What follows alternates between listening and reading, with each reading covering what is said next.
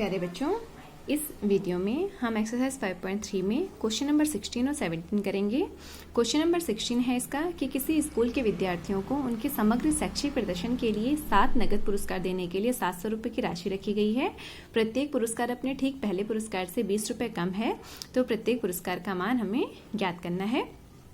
तो बच्चों, सबसे पहले 7 नगद पुरस्कार हैं, तो इसका मतलब पुरस्कार टोटल 7 हैं, तो n का मान कितना हो जाएगा 7।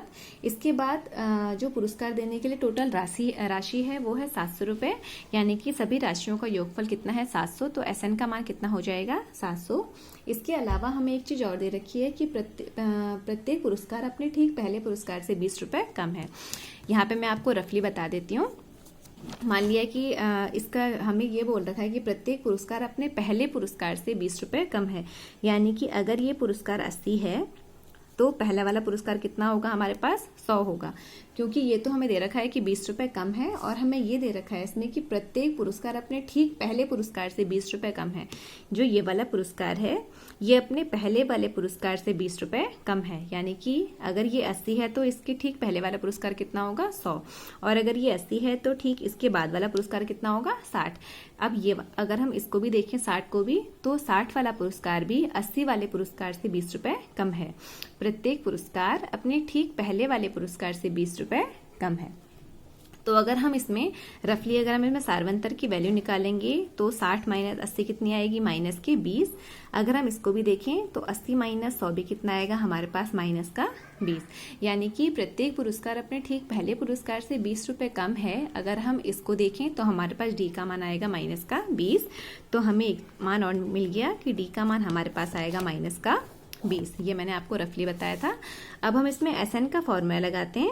SN का फॉर्मूला होता है n/2 ब्रैकेट में 2a plus n minus 1 into D. SN का मान है 700, n का मान हमें पता है 7, 2a का मान हमें नहीं पता, n का मान 7 और d का मान भी हमें पता चल गया है, वो है माइनस के 20। तो ये हो जाएगा 7 से जो 700 है वो कट जाएगा 100 बार, तो ये आ जाएगा हमारे पास 100 बराबर 1/2। ये हो जाएगा 2a, 7 में से 1 जाएगा 6 गुणा गया माइनस के 20। जो ये 2 है इसकी गुणा इधर 100 में हो जाएगी, तो 100 की गुणा हम 2 में करेंगे, हमारे पास आ जाएगा 200। 2a प्लस माइनस माइनस 20 गुणा के 6 हो जाएगा 120। तो बच्चों ये आ गया हमारे पास कि 2a माइनस 120 बराबर 200। तो ये हो जाएगा 2a बराबर 200 प्लस का 120, तो ये आ जाएगा हमारे पास 2a बराबर 200 और 120 को हम जोड़ देंगे तो हमारे पास आ जाएगा 320। तो a का मान आ गया 320/2, 2 एकम 2, 2 छिंग 12 और ये 0। जो हमारे पास a का मान आ गया वो आ गया हमारे पास 160।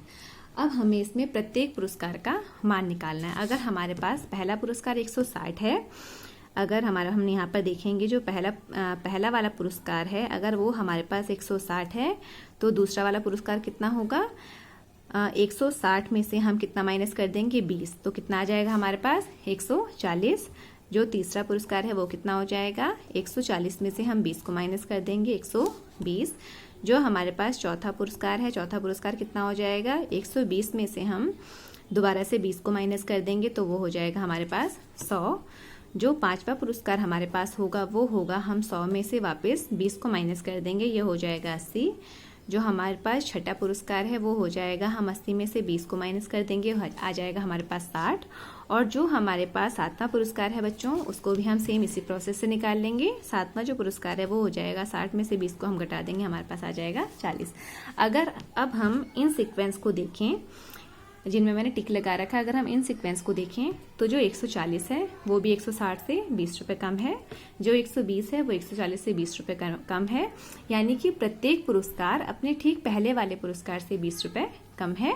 हमें क्वेश्चन में यही दे रखा था, उसी अकॉर्डिंग और उसी तरह से हमारा आंसर भी यही आ रहा है कि जो हमने प्रत्येक पुरस्कार निकाला वो पुरस्कार अपने ठीक पहले वाले पुरस्कार से 20 रुपये कम है। हमें 7 पुरस्कार के मान निकालने थे, 7 पुरस्कार के हमने मान निकाल दिए कि कितनी कितनी राशि 7 पुरस्कार में आएगी। अब करेंगे बच्चों इसका क्वेश्चन नंबर 17। क्वेश्चन नंबर 17 है इसका कि एक स्कूल के विद्यार्थियों ने वायु प्रदूषण कम करने के लिए स्कूल के अंदर और बाहर पेड़ लगाने के बारे में सोचा। यह निर्णय लिया गया कि प्रत्येक कक्षा का प्रत्येक अनुभाग अपनी कक्षा की संख्या के बराबर पेड़ लगाएगा। कक्षा 1 का अनुभाग 1 पेड़, कक्षा 2 का अनुभाग 2 पेड़। बच्चों, इसका मतलब है कि प्रत्येक कक्षा का प्रत्येक अनुभाग अपनी कक्षा की संख्या के बराबर पेड़ लगाएगा। इसका मतलब ये है कि पहली कक्षा वाले 1 पेड़ लगाएंगे, दूसरी कक्षा वाले 2 पेड़ लगाएंगे, तीसरी कक्षा वाले 3 पेड़ लगाएंगे और इसी हिसाब से जो कक्षा 11वीं में होंगे वो 11 पेड़ लगाएंगे, कक्षा 12 वाले 12 पेड़ लगाएंगे। कक्षा 1 का अनुभाग 1 पेड़ लगाएगा और आगे बोल रखा है इसमें कि कक्षा 2 का अनुभाग 2 पेड़ लगाएगा, 3 का अनुभाग 3 पेड़ लगाएगा इत्यादि, और कक्षा 12 तक यही प्रोसेस चलता रहेगा। प्रत्येक कक्षा के 3 अनुभाग हैं। पहली कक्षा के भी 3 सेक्शन हैं, जो दूसरी वाली कक्षा है उसके भी 3 सेक्शन हैं। मतलब कि 1 से लेकर के 12 तक की जो प्रत्येक कक्षा है, प्रत्येक कक्षा के 3-3 सेक्शन हैं। अनुभाग का मतलब होता है सेक्शन। इस स्कूल के विद्यार्थियों द्वारा लगाए गए कुल पेड़ों की संख्या कितनी होगी, हम इसको देखते हैं करके। इसको हम करेंगे तो बच्चों, जैसे यहाँ पर कक्षा 1 का अनुभाग 1 पेड़ लगाएगा तो पहली वाली कक्षा के लिए क्या हो जाएगा, पहली वाली कक्षा ने कितने पेड़ लगाए, 1 पेड़ लगाया, लेकिन इस वाली कक्षा के कितने सेक्शन हैं, 3, तो तीनों सेक्शन जो है वो 1-1 पेड़ लगाएंगे। इसके बाद कक्षा 2 का अनुभाग, कक्षा 2 वाले बच्चे 2 पेड़ लगाएंगे, लेकिन इस वाली कक्षा के भी कितने सेक्शन हैं, 3। इसके बाद कक्षा 3 वाले भी 3 पेड़ लगाएंगे, इसके सेक्शन भी कितने हैं, 3। कक्षा 4 वाले 4 पेड़ लगाएंगे, इसके सेक्शन भी कितने हैं, 3। और बच्चों, सबसे आखिरी में कक्षा 12 वाले 12 पेड़ लगाएंगे और लेकिन इसके सेक्शन भी कितने हैं, 3। तो बच्चों, हम इसकी गुणा कर लेते हैं। 1 3 3, 2 3 6, 3 3 9, 4 3 12 और सबसे आखिरी में आ जाएगा 12 3 36। अगर हम इसमें देखें तो हमारे पास ए का मान आ गया 3, डी का मान आ गया 6 माइनस 3 कितना हो जाएगा, 3। प्रत्येक 2 क्रमागत संख्याओं का अंतर सेम है।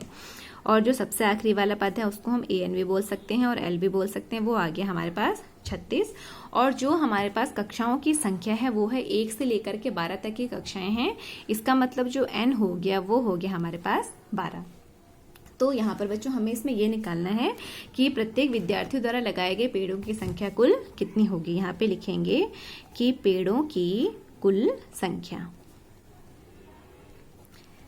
हम बच्चों ये वाला भी फॉर्मूला लगा सकते हैं, n/2 2a + n - 1 × d, और हम दूसरा वाला फॉर्मूला भी लगा सकते हैं कि n/2 a + l, क्योंकि हमें इसमें पहला वाला पद और आखिरी वाला पद पता है।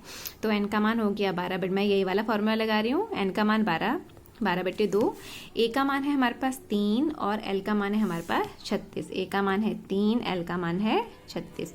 2 से 12 कट जाएगा 6 बार, तो ये हो जाएगा 6, 36 और 3 हो जाएगा 39। तो 6 9 54, 5 6 3 18 और 5 23। बच्चों, इसका आंसर आ गया हमारे पास 234। तो इस वाले क्वेश्चन में हम लिखेंगे कि विद्यार्थियों द्वारा लगाए गए कुल पेड़ों की संख्या 234 होगी। थैंक यू बच्चों।